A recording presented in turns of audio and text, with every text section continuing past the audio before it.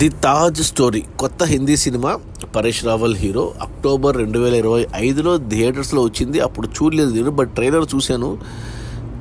తాజ్మహల్ చుట్టూ ఉన్న వివాదాలపైన సినిమా అని అర్థమైంది. చూద్దాం అనుకున్నాను కానీ థియేటర్లో మిస్ అయింది. ఇప్పుడు మార్చి 13 నుంచి లయన్స్ గేట్ ఓటీటీ, అంటే ఓటీటీ కాదు, ఇది యూట్యూబ్ ఛానల్. ఇది ఫ్రీగానే చూడొచ్చు. యూట్యూబ్లో మీరు ద తాజ్ స్టోరీ అని కొడితే వచ్చేస్తుంది. ఫుల్ సినిమా, 2.5 గంటల సినిమా ఫ్రీగా చూసేయచ్చు.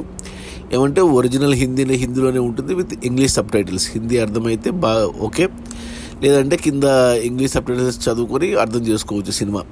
నేను వెయిట్ చేశాను ఈ సినిమా గురించి. రాగానే చూశాను. అంటే ఇప్పటికీ వారమైంది వచ్చే సినిమా. ఆల్రెడీ 9 లక్షల మంది చూశారు యూట్యూబ్లో, ఫ్రీనే కాబట్టి. సినిమా చూస్తే 2.5 గంటల సినిమాలో అంటే మనకు తెలిసిన చరిత్ర ఏంటి తాజ్మహల్ గురించి, చిన్నప్పుడు స్కూల్లో చదువుకునేది ఏంటి, తాజ్మహల్ని షాజహాన్ కట్టించను, తన భార్య ముంతాజ్కి సమాధిగా కట్టించను. అది ప్రపంచపు 7 వింతల్లో ఒక వింత. ఇవన్నీ తెలుసు. నేను రీసెంట్గా ఆగస్టులోనే వెళ్ళాను తాజ్మహల్. మొదటిసారి చూశాను తాజ్మహల్ని. నాకు అద్భుతం అనిపించింది తాజ్మహల్. అంటే నేను ఐఫిల్ టవర్ చూశాను, తాజ్మహల్ చూశాను, గ్రేట్ వాల్ ఆఫ్ చైనా చూశాను, స్టాచ్యూ ఆఫ్ లిబర్టీ చూశాను. ప్రపంచ 7 వింతల్లో 4 వింతలు చూశాను. నాకు ఈ 4 వింతల్లో మన తాజ్మహలే అద్భుతంగా అనిపించింది. మన సినిమాలు ఎన్నిసార్లు చూసినా, టీవీలో ఎన్నిసార్లు చూసినా కానీ రియల్గా చూసినప్పుడు ఆ ఎక్స్పీరియన్సే వేరు. ఇక ఈ సినిమా మెయిన్గా ఏం మాట్లాడిందంటే, ఈ సినిమా మనం ఈ మధ్య అంటే బీజేపీ గవర్నమెంట్ వచ్చాక 2014లో ఈ 10 ఏళ్లలో కొద్దిగా హిందుత్వము, సనాతన ధర్మము, ఇవన్నీ ఎక్కువ బయటకు వస్తున్నాయి. అలాంటి వాటిలో ఈ తాజ్మహల్ గురించి కూడా కొద్ది కాంట్రవర్సీలు వచ్చాయి సోషల్ మీడియాలో. అంటే తాజ్మహల్ షాజహాన్ అంటే ఇది ఒక హిందూ ఆలయం అన్నట్టు వచ్చింది. ఎందుకంటే మనకు లైవ్ ఎగ్జాంపుల్ ఒకటి ఉంది, బాబ్రీ మసీదు. అయోధ్య రామ్ మందిర్లో బాబ్రీ మసీద్ కట్టారు, దాన్ని కూల్చేశారు, మళ్ళీ రామ్ మందిర్ కట్టారు. ఇదంతా మనకు తెలుసు చరిత్ర. సో తాజ్మహల్ కూడా అలాంటి కట్టడమే అన్నట్టు ఒక కాంట్రవర్సీ ఉంది. సో ఈ సినిమా స్టార్టింగ్లోనే మనకు చూపిస్తారు 1959లో కొంతమంది ఆర్కియాలజిస్టులు లేదా ఫారినర్సు తాజ్మహల్ కింద కొన్ని గదులు ఉన్నాయి, అవి కప్పేసి ఉన్నాయి ఇప్పటికి కూడా. ఆ గదుల్లో ఏదో ఉంది అన్నట్టు చూపిస్తారు, మనకు చూపించారు ఏముంది అనేసి. ఆ తర్వాత 2023లో సినిమా అంతా జరుగుతుంది. ఎందుకంటే ఇది రియల్గా జరిగిన కథ ఇది. ఎందుకంటే తాజ్మహల్ మీద కాంట్రవర్సీలు, అంటే అది తేజో మహాలయ్, తాజ్మహల్ కాదు తేజో మహాలయ్ అనేసి కొంతమంది కోర్టులో పిటిషన్లు వేశారు. బట్ ఏది యాక్సెప్ట్ చేయలేదు కోర్టులు, అన్నీ కొట్టేశాయి. 6 పిటిషన్లు, 7వ పిటిషన్ యాక్సెప్ట్ చేశారు. దాని మీదే ఈ సినిమా. అది పరేష్ రావల్ క్యారెక్టర్ వచ్చేసి అక్కడ తాజ్మహల్లో గైడ్గా ఉంటాడు. అతని తండ్రి కానీ అతని కొడుకు కానీ అతను కానీ గైడ్లుగా పనిచేస్తుంటారు అక్కడ. బట్ నేను తాజ్మహల్కి వెళ్ళినప్పుడైతే హిందూ గైడ్స్ని ఎక్కడ చూడలేదు, అంతా ముస్లిం గైడ్సే ఉన్నారు అక్కడ. ఇక ఈ సినిమాలో అంటే అతను ఫ్రెండ్స్తో తాగినప్పుడు కొద్దిగా నిజాలు మాట్లాడతాడు ఇలా, అంటే తాజ్మహల్ గురించి. అంటే అది ఒక హిందూ దేవాలయం అన్నట్టు. అది వీడియో వైరల్ అవ్వడము, ఆ తర్వాత అతను జాబు అంటే గైడ్గా కూడా ఉద్యోగం పోగొట్టుకోవడము, ఆ తర్వాత అతను ఇక దీన్ని పోరాడాలి, ఈ నిజాన్ని ప్రపంచానికి తెలియజేయాలని కోర్టులో కేసు ఫైల్ చేయడము. లక్కీగా ఆ కోర్టు యాక్సెప్ట్ చేయడంతో మొదటి 50 నిమిషాలు ఇదే నడుస్తుంది సినిమా. మొదటి 50 నిమిషాలు చూడకపోయినా ఏం పర్లేదు, మనం సినిమా డైరెక్ట్గా 50 నిమిషాలు స్కిప్ కొట్టి అక్కడి నుంచి కొడితే ఇంకా అక్కడి నుంచి కోర్టు హియరింగ్స్ స్టార్ట్ అవుతాయి. ఇంకా ఆ కోర్టు హియరింగ్స్లో వాదోపవాదాలు, అంటే మన పరేష్ రావల్ ఒక సైడు, అంటే అది తాజ్మహల్ హిందూ దేవాలయము అనేసి అతని వాదన.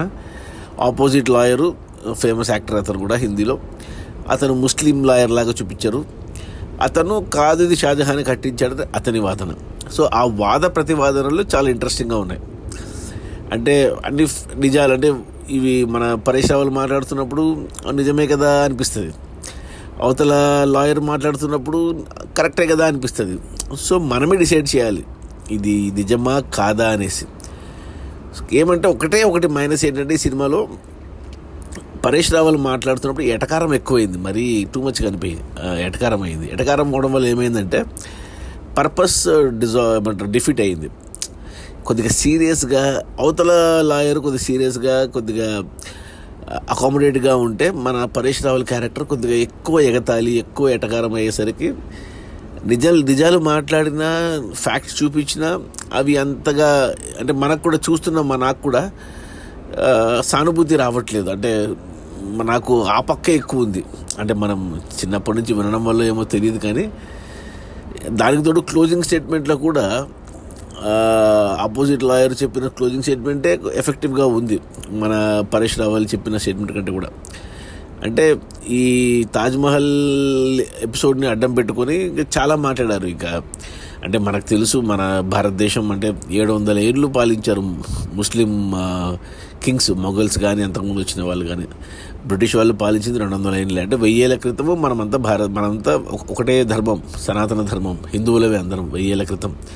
ఆ తర్వాత ముస్లిమ్స్ రావడం వల్ల ముస్లిమ్స్గా మారారు చాలామంది, బ్రిటిష్ రావడం వల్ల క్రిస్టియన్స్గా మారారు.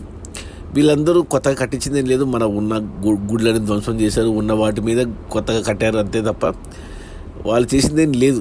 సో అదే పాయింట్ ప్రూవ్ చేయాలని చూశారు. బట్ సినిమా అంతా అయిపోయాక క్లైమాక్స్లో ఏమన్నా ఆ కేసు ఏమైనా రిజల్ట్ వస్తుందా, ఏమన్నా కంక్లూడ్ చేస్తారా అంటే ఏమీ చేయలేదు. అదే డిసప్పాయింట్మెంట్ సినిమాలో. ఆ కేసు ఇంకా నడుస్తుంది కోర్టులో కాబట్టి, హియరింగ్ ఏం రాలేదు కాబట్టి ఆ డిసప్పాయింట్మెంట్ ఉంది. బట్ వాద ప్రతివాదనలు అయితే బాగున్నాయి. దాన్ని బట్టి మనము ఒక డెసిషన్కి రావచ్చు. అది నిజంగా షాజహాన్ కట్టించాడా, లేకపోతే ఒక హిందూ గుడిని వాళ్ళు దాని మీద సమాధిగా మార్చారా అనేది ఇక మన విచక్షణకే వదిలేయాలి. నేను బలంగా నమ్ముతున్నాను అంటే సినిమా చూశాక, ప్లస్ పర్సనల్గా నేను చూశాను కాబట్టి మన తాజ్మహల్ని. నా పర్సనల్ ఫీలింగ్ ఏంటంటే అది ఒక హిందూ మహల్, హిందూ ప్యాలెస్, హిందూ టెంపుల్, దాని మీద వీళ్ళు ఇలా కట్టారని నేను బలంగా నమ్ముతున్నాను. ఎందుకంటే నేను సినిమా చూశాను, ప్లస్ రియల్గా తాజ్మహల్ చూశాను కాబట్టి అది నా feeling. But end of the day కులాలు మతాలు ఇవన్నీ పక్కన పెట్టేస్తే it's a pride of India, it's a wonder of the world. Taj Mahal symbol of love. So అది ఎవరి అంటే పక్కా ఇక హిందువులకి అది కాదు, ఇది తేజోమహల్ అంటారు, ముస్లిమ్స్ అది తాజ్మహల్ అంటారు, షాజహాన్ కట్టించారంటారు. సో ఎవరి విచక్షణకు అంతే వదిలేయాల్సిందే తప్ప దీని మీద ఎక్కువ ఆర్గ్యుమెంట్స్ అనవసరం. ఇంకా అది ఈ ద తాజ్ స్టోరీ. సో యూట్యూబ్లోనే ఉంది, సో చూసేయండి. హిందీలో నా రేటింగ్ వచ్చి 2/5 ఓకే అంటాను. నైదర్ గుడ్ నార్ బ్యాడ్. జస్ట్ ఏమంటారు, మనకి చరిత్ర మీద మంచి అవగాహన కలుగుతుంది. బేసికల్లీ మన చరిత్ర అంటే మన చదువుల్లోనే మనకు తప్పు ఉంది. సినిమాలో మాట్లాడారు ఇవన్నీ కూడా. ఎంతసేపు మొఘలుల గురించి మాట్లాడతారు కానీ మన సోషల్ స్టడీస్ బుక్లో మన హిందూ రాజుల గురించి అసలు ఎక్కడా ఉండదు. అదే నాకు ఆశ్చర్యం అసలు. పోనీ ఇప్పుడైనా కొద్దిగా మారుతుంది. సో తెలియాలి మన చరిత్ర యాజ్ ఇట్ ఈజ్గా ఉండాలి. ఎవరిని ఎక్కువ చేయాల్సిన అవసరం లేదు, ఎవరిని తక్కువ చేయాల్సిన అవసరం లేదు.